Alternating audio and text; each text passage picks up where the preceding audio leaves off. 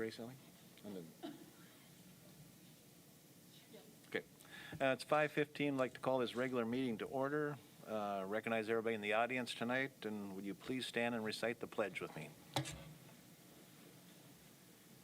I pledge allegiance to the flag of the United States of America and to the republic for which it stands, one nation, under God, indivisible, with liberty and justice for all. Moving to school board norms. Aaron? The board developed norms are to share and respect varied opinions and speak with a united voice once a decision has been reached, to prudently prioritize resources in a student-centric manner that aligns with the district's strategic plan, to exhibit a mindset of continuous improvement through adequate preparation for meetings and a commitment to board education, and to commit to assessing board effectiveness to ensure high-quality governance for the staff, students, and community of Jamestown. Thank you, Aaron. Moving on, we have nothing under public communications. Any conflicts of interest to declare? Hearing none, moving to consent agenda, motion to approve. Motion by Diane, seconded by Gail. Any discussion? Hearing none, assuming roll call vote, all those in favor say aye. Aye. Opposed, same sign. Motion carries. Moving into our regular meeting, we have nothing under recognition or correspondence reports. Rob? Thank you. You have my written report here as well, but I'll just touch on a few things. There are some items I'll skim over as they are agenda topics later. In terms of our COVID impact, I provided the tables there. As you can see, we're very, encouraged by the low numbers of impact. If we think back to our high water marks in November, which were very high, and even beyond that, looking at 30 to 35% absentee, those were scarier times, or certainly more impactful times. I would caution a little bit, and we've had internal conversations about this and with our instructional plan review team, they are somewhat artificially low. We aren't seeing the same number of tests that are occurring, and so I think we need to put that into perspective. But I will still say that these are very, very encouraging numbers that we're seeing, and we're happy to see a continued downward trend in terms of impact. So with all of these, our recommendation, you'll be acting on it later, but our recommendation for our instructional plan review team is to continue on in Plan 1.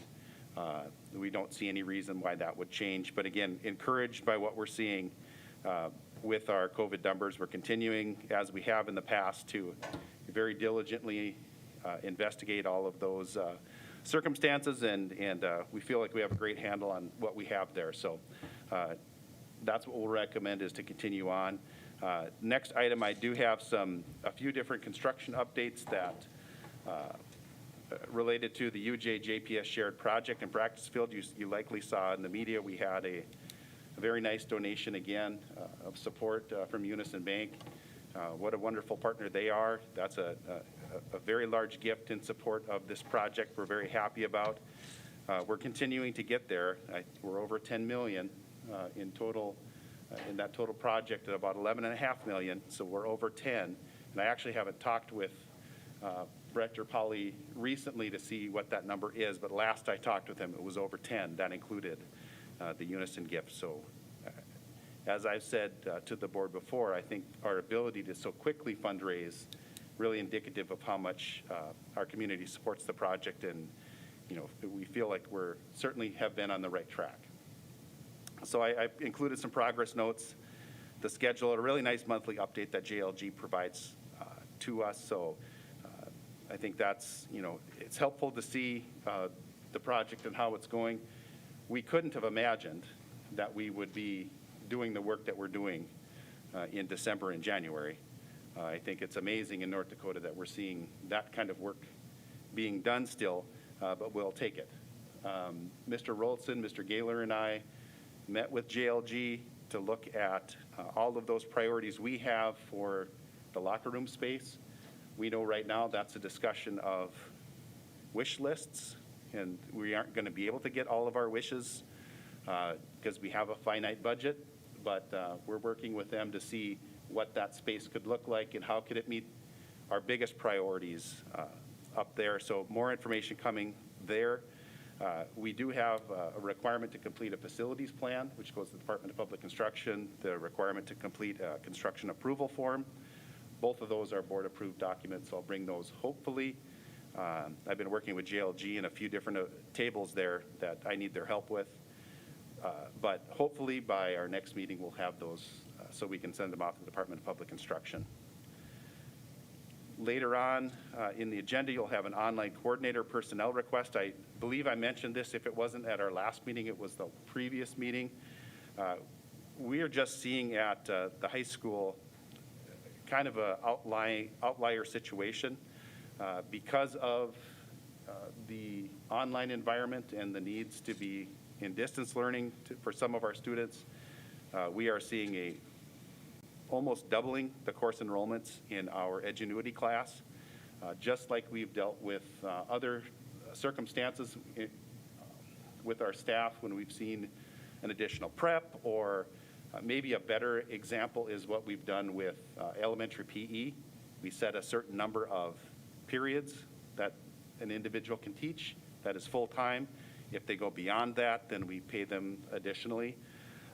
In looking at what we had done previously with the elementary, with our tag teachers, getting a little bit of additional dollars for some of that outside of contracted time work, using that as a kind of as the model. We looked at we looked at increasing that outside of the class, or outside of the contracted time for our online coordinator for Edgenuity, using that $225 per day as the standard, looking at additional hour outside of the contracted time per day. So that's what we'll recommend to add. Typically, that position has had about 75 course enrollments at a time, and we're closer to 130 now. So a pretty significant difference for this individual compared to what would happen in a traditional year. I think that warrants a little bit of additional compensation for the work that is directly, in my mind, related to the pandemic. We can talk about that more when that comes up in the agenda too, if that is so desired. We have some really exciting opportunities in CTE that we've been working on since I've been here, and I'm guessing, Mr. Toso, even before I was here. A lot of discussions around aviation. Probably the biggest derailer for aviation in the past has been cost. Startup cost is pretty significant when you look at the technologies, simulators. Those have been pretty big hurdles to jump, and I think we have an opportunity with ESSER right now to target aviation. And we've had some discussions with partners. I don't think we're ready necessarily to, until we've had a commitment from those other organizations to publicly say who those people are. But we're having some conversations with other partners that we can work together with for Aviation 1 and 2. But we have some good opportunities for Aviation 1, 2, drones and drone tech, well, introduction to drones and drone tech. And then we've also been working for a number of years with Parks and Rec in how we can improve, or I should say, embed lifeguard certification into our course offerings. So that'll be another one as well. So with that, I'd stand for questions. Any questions for Bob? What kind of an instructor would you need? I'm interested in the drones, and would that be the same instructor for the aviation and the drones? Thank you, yes. So really, what we're thinking about is finding a partner in which we could upfront. We know that we have some federal dollars coming, or either we have them or they're coming, ESSER 1, ESSER 2. If we could front load the most expensive part of that, which is the technology, the upfront costs, and having a partner that provides the personnel cost, we could continue to operate Aviation 1, Aviation 2, and drones and drone tech with that other agency providing the personnel cost. We would provide them access to the technology, I think it could be a very good partnership for the district as well as our partner, but the idea would be that would be the same person. Yep, Bob? And when I was on the JSDC board and the discussion came with the industrial park at the airport, one of the hopes was that being close to the airport, drones obviously is going to be a growing industry. So this could align well with what JSDC is trying to do too. And Jason, are you still on that board? You're not? Okay. I know they were talking about it a few years ago, and I'm sure that hasn't gone away. No, if we look at our career in tech ed, if you remember very recently, we had the 5-year annual review. And one of the areas that they asked us to consider is expanding in our technology-related areas. That was one recommendation they had, and this certainly fits the bill there. If you look at especially drones and introduction of drones and drone technology, that would be a great pathway for our students into other career fields. And Aviation 1 and 2, that's something certainly supported in our community that would benefit as well. Our intention is to create a program that provides exploratory opportunities for students that are interested. But the next piece of that is the expansion to go to next levels. And that's what a partnership would provide, when we can provide that exploratory experience, and then they can go and pursue on in our community and maybe get their private pilot license or maybe certifications to utilize those experiences in other job opportunities. So I think it's certainly very timely and very good career exploration opportunities. Aaron? So with this partnership that you're looking at, is there going to be considerations then to open this up to other folks in the community to take advantage of that technology then? I think it has to be. We want to provide in that exploratory opportunity the best possible experience for our students.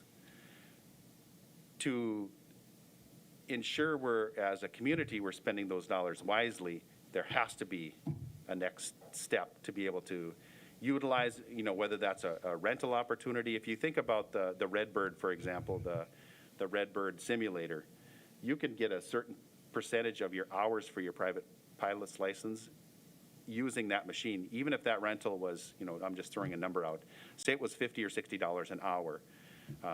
You're spending a couple $100 an hour to do that, in a plane, where you can provide that same experience and maybe even a better experience if you think about some of the maneuvers that you might do in a simulator. You couldn't do those same maneuvers when you're up. They're just much more dangerous. You actually get a chance to practice what that would be like. So, yes, the idea would be that students would explore for us. They'd have chances to pursue outside of us. And that might include different community partners. Diane? Just wanted to say it's a very exciting development, and I know it's been talked about for years. And what an exciting opportunity for the community as well. The airport, kids going on to college, just the excitement that it's going to bring to the high school building, and I'm very thrilled about it. I happen to know a certain 7th grader who has always wanted to be a commercial pilot, and there you go. So, it's going to be an opportunity for our students that they've never been offered, and I'm very excited about it. Thank you. Well, there was, it's in the documents that I attached, but Mr. Gaylor, Mr. Heinert already have done surveys of interest, and so they believe that there's an opportunity to long-term support both of these programs. They would likely be offered in every other year. You'd offer Aviation 1 and 2, and I don't remember if it's odd years or even years, but you'd offer one year and introduction to drones and drone tech in the next. So you'd be able to balance that out. Partners might be using our facilities at, during the day or outside of those times too. But that just really depends on those programs. Any other questions for Rob? Or? None? Okay. You done with your report? Or okay. Moving on to board education. We have strategies to support staff for COVID-19. Rob? I thought it would be good to succinctly state, I know in the last couple of meetings, well, really all year, we've been talking about the impact of COVID on our students and on our staff. I thought it'd be good for the board to have one document that kind of encompasses some of the more recent actions that you've taken, and that, whether that's for the public that's interested or staff that's interested, so they can see all of that in one spot. I'll very briefly go through it because I know you've seen this obviously fairly recently, but we did establish that COVID-19 leave bank. I wanted to update the board as well that we had 267 people have opted to join that bank. So I think, it recognizes that there was a lot of interest. A pretty significant portion, around 77% of staff opted to join the bank. The feedback I got was very appreciative of having some place else, to that feeling of protection in the event that, I should say that feeling of insurance that we know might be needed based on a quarantine or a series of isolation. So 267 people did join. That means there's 534 days in the bank. If you remember when we had this discussion before, with FFCRA, we used approximately 640 days. So having 534 days, if our first semester is like our last semester, will probably be pretty close to the number of days that we need. The next item on our list is expanded sick leave. If you remember, we had questioned about what our negotiated agreement states in terms of, say a staff member is home with a child that has been subject to a quarantine order but is not sick. They are home asymptomatic. Maybe they were a close contact to another student at lunch or in some other capacity. So technically, that wouldn't meet our definition of sick leave because nobody is ill at home. And you approved that expansion of sick leave to ensure that if you are home with a child in quarantine, that would count towards sick leave. Just a clarification that illness in our negotiated agreement means or includes an order of quarantine. I think that's important. We haven't had to use that a lot in the previous semester because we've had 2/3 and we've allowed that 2/3 pay. We've allowed people to work from home. I think that's probably going to be something we'll see a bit more in the second semester without those other 2/3 areas. So something to continue to monitor, but I think that's been a very good change as well. We're starting serial testing next Monday. So we sent out a survey. Out of those responses, we had 31 staff that were interested in regular serial testing, meaning a weekly test. For us, that'll be Mondays in the morning. We picked Mondays strategically. We know if somebody tests positive through a serial test on a Monday morning, then there isn't a close contact in school, so we want to minimize that impact. But we'll use the Binex 15-minute rapid tests. So we had 31 people interested in the weekly serial testing, and then another 21 expressed that they were interested in testing, but they were not interested in a regular weekly testing. And so we certainly felt out of 52 people that we had enough interest. So when we sent out the survey, we also asked if there'd be anybody interested in working those testing events. And we did have a number of staff that stated they would be interested. Some were voluntold, Amy, that they would be really good at helping out. And so Amy has been so gracious as to work a lot to organize, and she's been doing excellent work with that. But I'm happy. I think it's going to be a good thing, for those that want that sense of knowing that it's available for us and for them. We'll do it in the middle school, out by the east doors, and I will tell you too that as board members, you'd be eligible to attend as well. I didn't send you the surveys, but I've had that question. We're considering anybody that's in employment in the district receives compensation from the district, so that would include board members as well. Vaccine preparation, I sent out a survey for this as well. We were hoping to see, and I know that priority 1A is pretty busy with the vaccine, but as soon as our staff are able to, we wanted to have and Central Valley wanted to have a priority list. So how were we going to target our staff? So we went through, and as I outlined in the memo, that we looked at their age range, previous history with COVID-19, underlying health conditions for themselves, and then underlying health conditions for the household. We talked with Central Valley Health to which lists, how do we prioritize those? They responded back to us, and we created a spreadsheet that helped us rank those priorities. So we had 206 people express interest in being on that list, and I think that's a pretty healthy number as well. So those are the 4 things that I wanted to share just as of recently that we're doing for staff related to the pandemic. So I'd stand for questions if you had any. Gail? I would like to thank you for that report. That really kind of sums it up. I also think it does a good job, maybe with our testing numbers the way they are, I could see that Binex number picking up greatly if we have another surge. So I appreciate that and just all the work that's went in. And did all that data you collected, did that go to Central Valley Health so when they have extra shots, or are they the keeper of that data now, or how will that part work? Thank you. That's a great question. Central Valley Health helped us in terms of prioritizing what should be prioritized. And basically what they told us is on individual underlying health conditions first, age range, then impact on, previous impact or previous experience with COVID in the last 90 days, and then household members.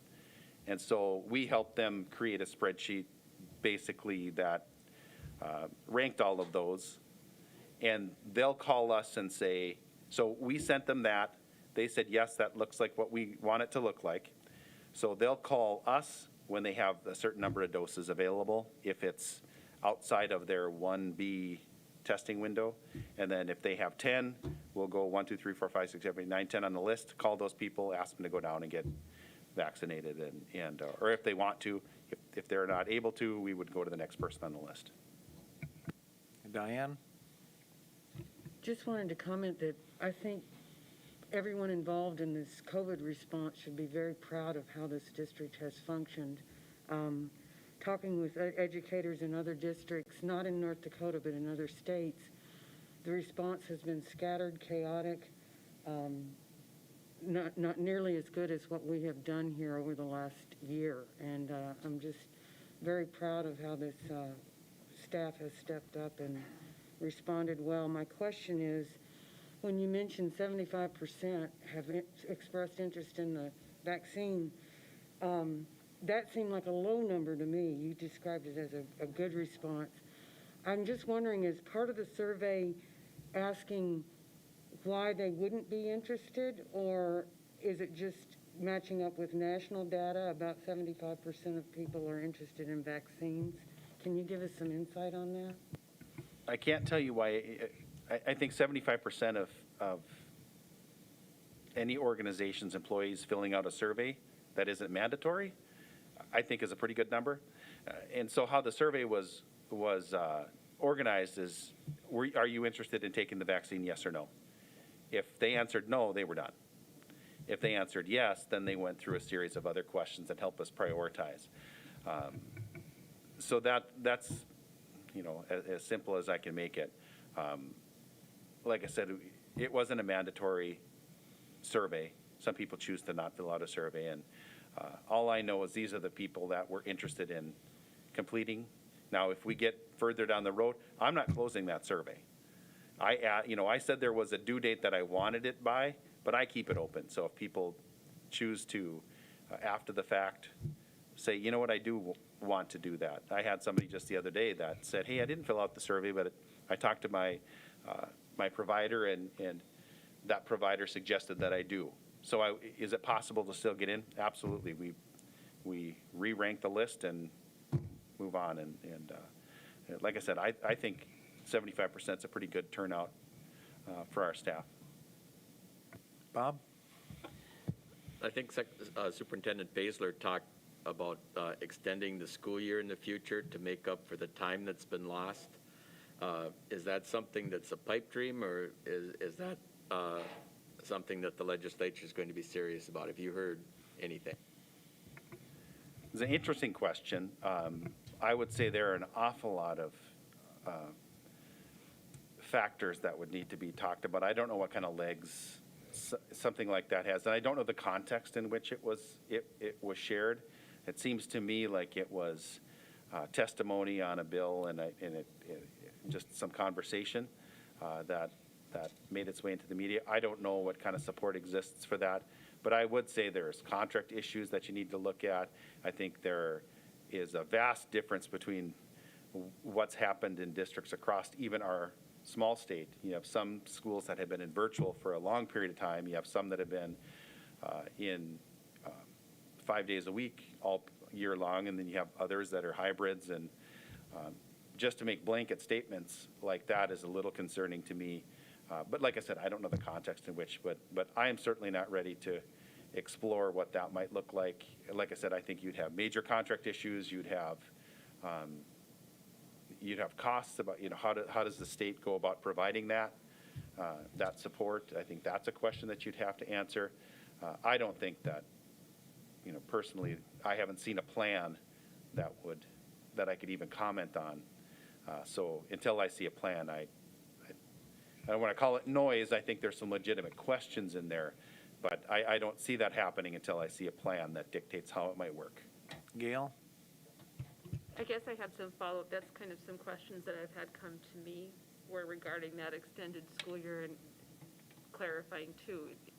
Are we talking expanded summer school options for kids who have fallen behind, which would be contracted differently? Or, yeah, I guess that's kind of the number one questions kind of that I've had coming to me from both parents and, a lot of them, what does that do to my summer plans if, finally I get to go visit grandma. Can I still go visit grandma?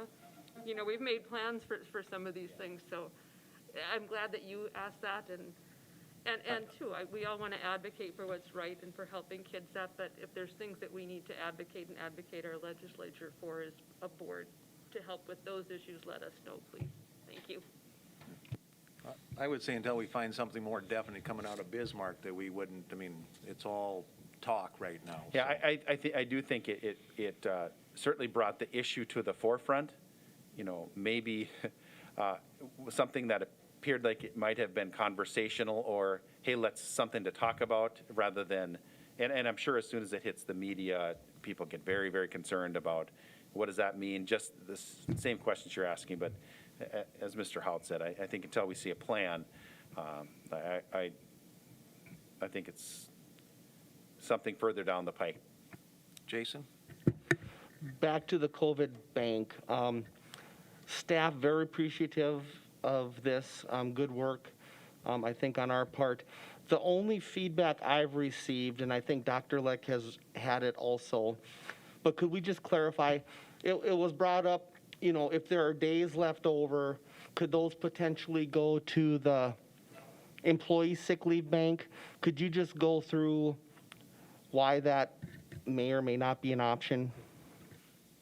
So my opinion on that would be no, it couldn't. The terms of the sick leave bank are embedded in the negotiated agreement, and that would be something that has to be negotiated. So the terms have been negotiated. They are what they are. I couldn't just declare that they go into that, nor do I think could the board just declare that those days go in there, because both sides create the negotiated agreement. We set 2 days because honestly, we don't know. We don't know how many people are interested. It could have been 100. It could, we're fortunate it was 267. We don't know how many days we're going to need. We don't know how many people are interested. I think we've been pretty open with what they could be used for. You know, as long as, I think that those 640 days are a nice benchmark for us to use, because we know what we used last semester, well, a little bit longer if you think of when FFCRA started. I think, you know, somewhere between 400 and 550 days was a reasonable target. And I think it's something, honestly, we can explore as we go through and see how many days we have. And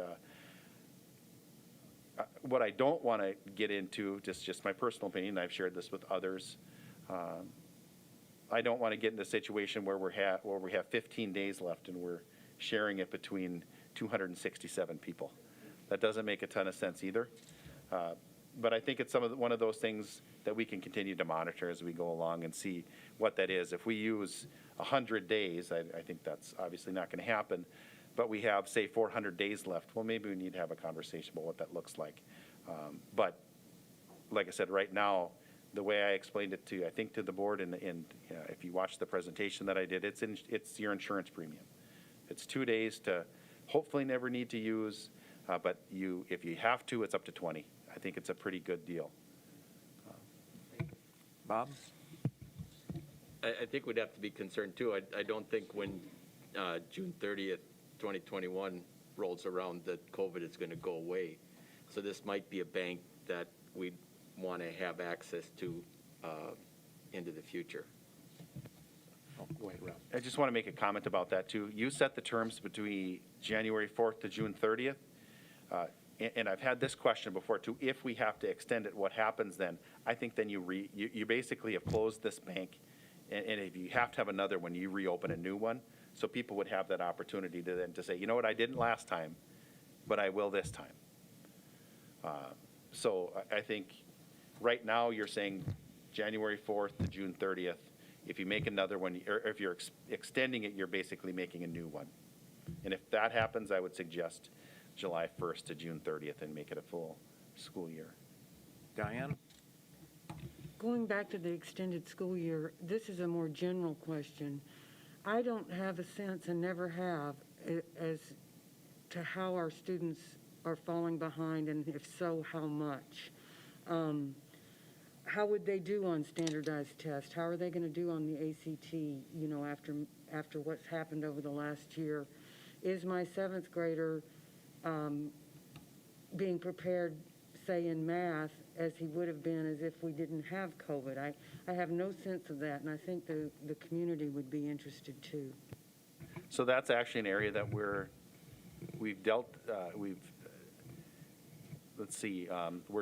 finishing up, or we're starting some benchmark assessments this week. I know that we're having it's certainly a question that we've asked internally as well. You know, what kind of impacts do we see? I know at different levels, some of that's finalized, and they're starting to look at that data. But it's something that is certainly in the forefront of what we're looking at, is what does that impact have? But nothing I can report to you now, but I can, other than to tell you I'm actually having a meeting at the end of this week with all of our instructional coaches to look at what that data is showing us thus far. Any other questions for? None? Moving on, any old business? No old business. Moving into new business, we have nothing under activities or building or grounds. Under curriculum assessment instruction, moving to letter A, we have the approval of the additional high school courses for 21, 22, and 22 and 23 school year. I have a motion on number 1, the Aviation 1 and Aviation 2. Oh, we can do them all together too, if that's the board. Good, okay. Motion by Melissa for all 3 of them. And then seconded by Bob. Any discussion on any of them? Jason? Is the lifeguard cert and water safety considered CTE also? No, it wouldn't be considered in CTE, but I think it's a very interesting concept. Unfortunately, I kind of glossed over it because we were having such a good conversation with aviation and drones, but I love this idea. I love giving kids credit for this. It's done outside the class, outside of their general schedule, which I think is also an important consideration. I think it builds capacity for those Parks and Rec programs that require our lifeguard certification, water safety. It's a great pathway for our students as well to jobs and interests. So I think it's a great opportunity, but no, it wouldn't be part of CT. Aaron? In the notes that you sent out, you made reference to an MOU with UJ. Could you just expand on that, what that would look like?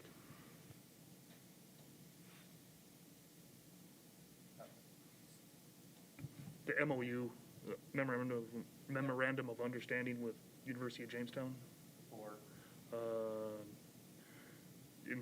For the aviation course, it says approved authorization for course enrollments, 2021-22, contingent upon MOU with UJ, CTE program approval, and ESSER fund allocation.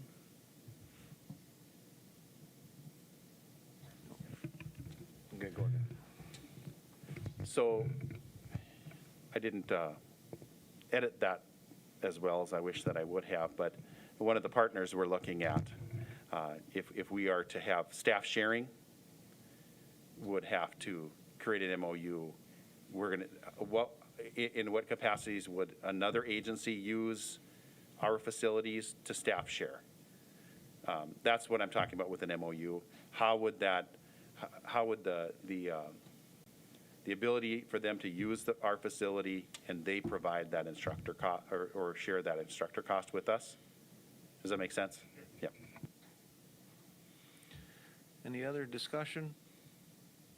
Jason? Any chance for like dual credit then with these programs, or like university credit? I mean, just kind of if that's even an option. It might be. I don't know if we've gotten that far down the planning pike, but we were going to have a meeting today, but unfortunately got pushed off until February. I was hoping to have a little bit more information, but we'll have that meeting again. And that's something Adam and I can talk about too. Any other discussion? Hearing none, assuming roll call vote, all those in favor say aye. Aye. Opposed, same sign. Motion carries. Moving into finance, we have the budget revision. Sally?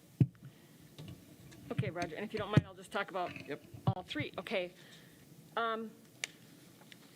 In your folder and linked was the budget revisions. You know, there were several pages. A lot of it was the detail that I do to change those budget revisions. And I will summarize it. You know, it's been kind of a crazy different year with several different grants. So there was budget revisions to the Striving Readers Grant and Title I at this point, because they were not finalized before the budget was approved in July, okay, and the Title IV grant. You know, typically, I bring these to you February and March, because by law, federal law, the budget has to match how the expenditures, so if we decide that, oh, you know, we are going to, the federal committee meets and, you know, Title I committee meets, oh, we don't have travel, we need to, you know, purchase more supplies or computers or whatever, the budget has to be revised to match that. And then, of course, we had the Ed Core grant, resiliency grant, and the broadband grant, which was just finalized in December. And so I want to get these budget revisions into you. And so next month, when you look at the report, things look a little bit differently and more. You know, if you look at your expenditure report, we expense 2% more in the budget. Well, once we get these $1 million worth of expenditures, you know, your comparisons and stuff will look better also.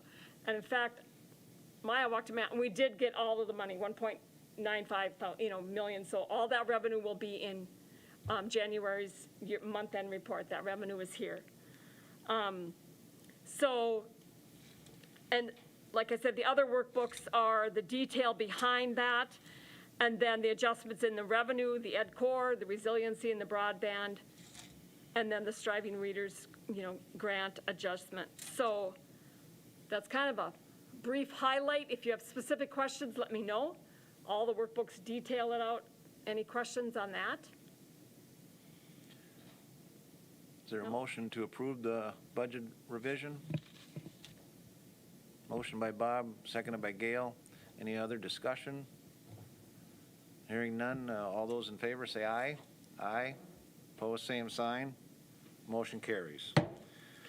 Moving into our general fund budget balance, or general fund balance, it's not linked there, but it is in the drive there for you. If there's any questions, it's there for your information. You can And if call you note, Sally. it's, the fund balance, if you look at it, simply because of these budget revisions and all the federal revenue coming in, you look at it and you think, oh, wow, we're $500,000 down.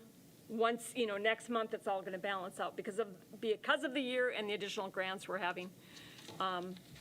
Now, reports will be, you can look at those and do the comparison a little bit better. Okay. Moving on to letter C is a motion to approve the monthly financial reports. Motion by Bob, seconded by Gail. Any discussion? Aaron? Okay. Your mic? Yeah, I had a couple of questions on a couple line items on maintenance, and could you expand on what those expenses were? And then I saw that they went well outside the budgeted for that line item. You can just talk on how we're going to manage that overall. Thank you, Aaron. The budget revisions, okay, so we did, in the budget, we did overspend in the 430s. And if, the resiliency grant and the Ed Core grant, if you remember Dr. Leck brought, we are doing the Havoc update, which is a computer update for our system, that's $267,000. And the phone, so that's why you see $300,000 increase over that. And now when we do these budget revisions, you will see that the budgets will be in alignment. But those are resiliency and Ed Core funds that were spent. So you're seeing expenditures and you're not seeing the corresponding revenue until the budget revisions are completed. And if you're, Aaron, I believe, is looking at the budget, and then we're over budget on those line items. Yeah, and so these budget revisions will put the Ed Core, those items that we spent on Ed Core, such as, like the example, updating the Havoc of $267,000, and and the repair to the phone system. So those expenditures were in December. The budget correlating to it will be, we just got done getting approval from the state. So then you'll see that match out, so we're not overspending. The building fund expenditures we did take some of the heating and ventilate. If you look at a report a couple months ago, Dr. Leck talked about, he came up with a great plan and used some of the expenditures that we had already done, were approved by the state, to use those Ed Core and resiliency. And so they are in the resiliency grant, but until we do the back bookwork, they're showing up, there's 62,000 of it showing up in building fund currently, okay? And then, obviously some items, some expenditures, you always have, you have a contingency, but like the water line at Washington was $40,000. But the budget will still work out because we'll transfer it over, so we won't be over. Did that answer your question, Aaron? I believe so. I guess, would it be possible to just kind of map that out a little more clearly as a part of, for the update for next month on how that will reconcile?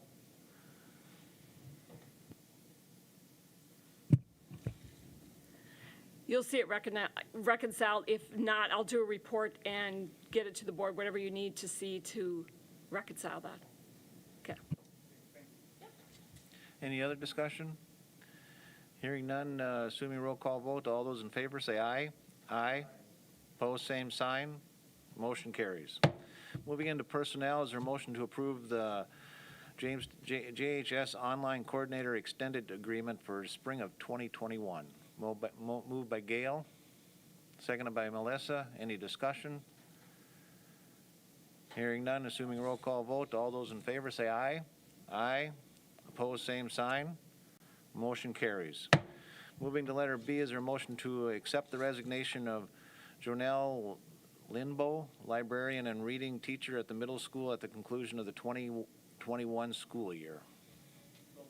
Motion by Jason, seconded by Diane. Any discussion, except for thanking her for her many years of service to the district. Any other discussion? Hearing none, all those in favor say aye. Aye. Opposed, same sign. Motion carries. Moving to policy and procedures, there a motion to approve to rescind the extended leave and regular leave of absentee policy DDDB. Motion by Bob. Seconded by Aaron. Any discussion?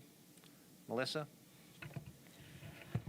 I'm hesitant to rescind it until we have a little bit better replacement. I know that second part is going to be the first reading of a new policy for the leave of absence, but it just states on there that the board will establish regulations, and there's nothing there saying what those are going to be. So I would feel better if we establish those before we rescind what's already there. Rob, yeah. The new policy, DDB, and the administrative regulations, DDDB, would be approved in the next agenda topic? Right, but I don't feel comfortable rescinding it without having anything else there. If we rescind it, we're on, in letter B, we're approving the new policy of leave and reg. The new policy is very vague. There's nothing really. Well, the policy and then the administrative regulations correspond to the policy. So you see the DDDB AR. Those are the administrative regulations that would be followed in policy DDDB. They're not listed on their one actually. But it's just saying that the board will establish regulations. Yeah, I'm not sure what you're looking at, but the AR is the page of criteria and conditions of approved leave. So we just don't have that. No, it's in there. I mean, I see that it says the leave of absence regulations, but I don't see the actual. Okay, is it there and I'm just not seeing it? Might do it, because I have. Did you- Same, okay. There's it, okay.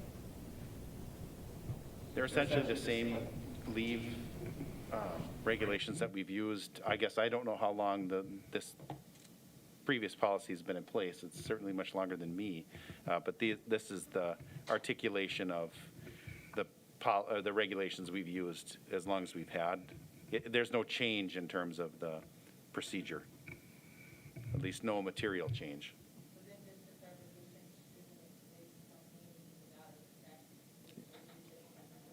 Use your mic. Can't I hear thought you. I turned it on. So then shouldn't that top part of that say, instead of saying that the board will establish the policy, shouldn't it say that we'll be following those? Because it makes it look to me like we need to come up with some policy, and we haven't done it yet. Or am I not, maybe I'm just not reading that right. It's fairly standard policy language, that you would establish regulations and then create them, which is what you're doing. And then Melissa says right underneath, they're complementing AR leave absence regulations, so. It provides in the policy itself. Let me bring it up here. The first reading references the administrative regulation at the bottom, complementing DDDB AR. I would say it's fairly standard language.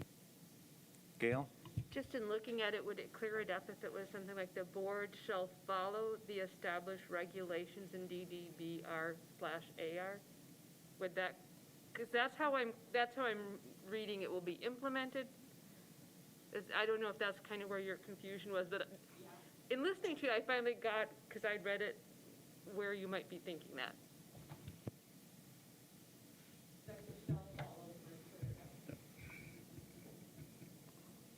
It's just, this is a School Boards Association policy for you to consider. However you want to make it your own is, you know, Bob?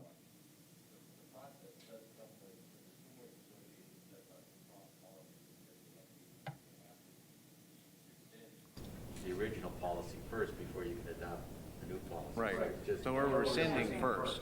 Yeah. Right. Right. So the procedure is what's recommended from the State School Boards Association. So is there any more questions on rescinding the policy? Discussion on that? There's no more discussion. All those in favor say aye. Opposed, same sign. Motion carries. Moving to letter B now, is there a motion to approve the first reading of the long-term professional leave policy DDDB and the subsequent one, the review of the long-term professional leave regulations DDDB-AR? Motion by Bob. Second by Aaron. Any discussion? Melissa? Could we then put the wording as the board shall follow the DDB-AR as opposed to that we're going to establish regulations? Because to me, it still reads like we're going to come up with something, but we don't have it there. My opinion is, I think, I mean, the School Board Association attorneys come up and they vet these policies and stuff, and they're coming from attorneys. And so I think that, I mean, my view is that I trust the language coming from them. Jason, you had a question, or? I guess the only question I would have on this first reading would be complementing that next piece. And I think Mrs. Gleason's point is she would just feel better if that was listed here. So if complementing in this regard means, you know, if we can be assured that we're going to be using that next handout, I think is the point here, or that next list. Well, we're approving it, Right. so. So in this regards, complementing means what that sheet says is what we're going to do. Right. Okay. Any other discussion? Hearing none, all those in favor say aye. Aye. Opposed, same sign. Melissa? Okay. Okay, motion carries. Moving on, we have nothing under tuition. Going into others, do we have a motion to approve the instructional plan at review? just for Rob? clarification, the recommendation from the team has been to maintain Instruction Plan 1. Motion by Bob, seconded by Gail. Any discussion? Hearing none, all those in favor say aye. Aye. Opposed, same sign. Motion carries. Moving on to Roman numeral 4, items for future agenda. If there's something that comes up, just let Rob or myself know, and we'll try to get it on the agenda. We have meetings to be scheduled. We have a school board meeting on Monday, February 1st, at 5:15 here in the Thompson Community Room. We have the North Dakota School Board Negotiation Seminar on Thursday and Friday, February 4th and 5th, and they're virtual seminars. And then also, if you want to check with Amy regarding the National School Board Convention, whether you guys want, I think you guys got emails on that. Just let her know whether you want to participate in those too. Roman numeral 6, we have the monthly superintendent evaluation. To right-click on that, Section 4 and Section 5, and then also to right-click on our adjournment and to assess our meeting. No further business, meeting's adjourned.